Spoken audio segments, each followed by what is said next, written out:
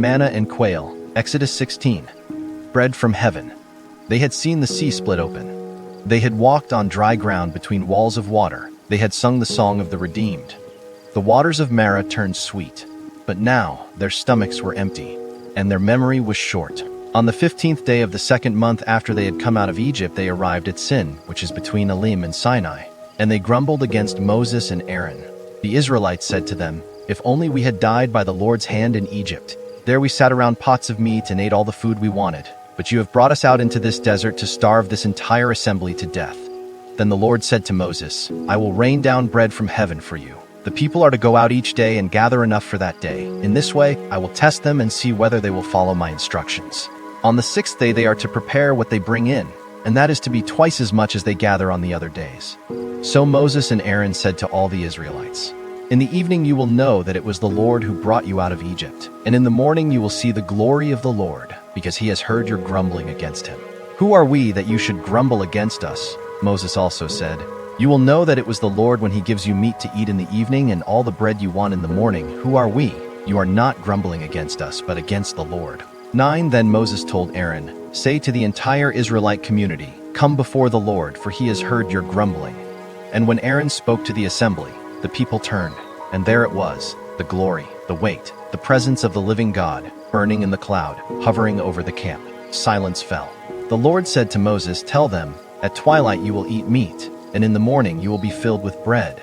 Then you will know that I am the Lord your God." That evening, quail came and covered the camp, and in the morning there was a layer of dew around the camp.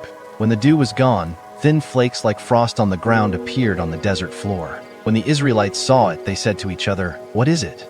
For they did not know what it was. Moses said to them, "It is the bread the Lord has given you to eat. This is what the Lord has commanded.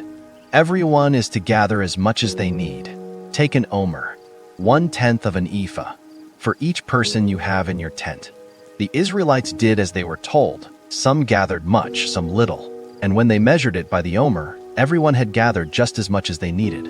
Then Moses said to them, "No one is to keep any of it until morning." However, some of them paid no attention to Moses. They kept part of it until morning, but it was full of maggots and began to smell. So Moses was angry with them. Each morning everyone gathered as much as they needed, and when the sun grew hot, it melted away.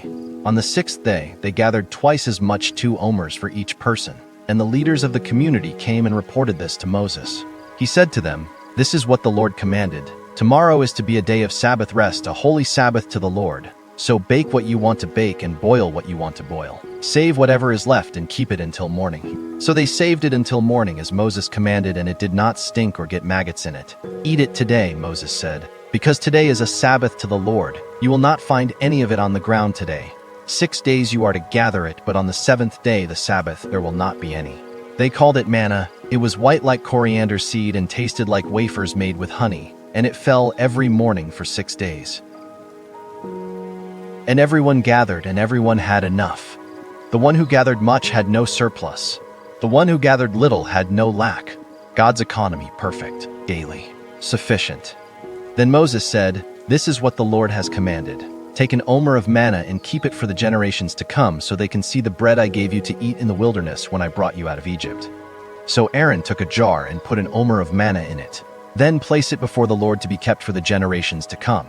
He kept it with the tablets of the covenant law so that it might be preserved. Then Moses said, "And you will say, 'This is the bread of affliction. This is the bread of deliverance. This is how God fed us in the wilderness. This is how God taught us to trust. 40 years, one faithful God." The Israelites ate manna for 40 years until they came to a land that was settled. They ate manna until they reached the border of Canaan, and the manna ceased, for they had entered the land and they ate the fruit of Canaan. Lessons and Teachings 1. Hunger is a classroom. God let Israel hunger, not because he had no food, but because he had a lesson. Sometimes God withholds so he can reveal. Hunger prepares us for manna. Emptiness prepares us for filling. We do not know he is bread until we are starving too. The danger of selective memory in Egypt: we sat around pots of meat and ate all the food we wanted. Trauma can rewrite history. They remembered the pots but forgot the chains. Sin always sells itself with nostalgia. Freedom is harder than slavery, but it is better. 3. The glory appears in our grumbling. God did not wait for them to be grateful. He answered their complaint with his presence. Grace is not provoked by our worthiness. God shows up not when we deserve him, but when we need him. 4. Daily bread, daily trust. Gather enough for today. No more, no less. God is not a stockpile. He is a daily provider. Hoarding reveals fear. Gathering reveals faith. Give us this day our daily bread is a wilderness prayer. 5. God's economy. Enough. Some gathered much, some little. When measured, each had exactly what they needed. Comparison kills contentment. God's distribution is not unfair. It is sufficient. Your portion is tailored to your needs. Trust the portion giver. 6. The Sabbath is a gift, not a burden. On the 6th day, double. On the 7th day, rest. Rest is not laziness. It is obedience. God commands us to stop because he knows we will not stop on our own. The manna did not fall on the Sabbath, so Israel would learn to receive rest as provision. 7. The golden jar, remembering for the next generation. An omer of manna was preserved before the ark. Testimony is a stewardship. What God has done for you is not just for you. It is for those coming after. Preserve the miracle. Tell the children. 8. 40 years of faithfulness. For 40 years, every morning the bread came. God is not a sprinting God. He is a marathon God. His faithfulness outlasts our wandering. Manna didn't come from the ground. It came from heaven. Your provision doesn't originate in your paycheck. It originates in the heart of God. Subscribe, like, comment, and hit notification button for more videos, more Bible study, and more Bible knowledge. We got you.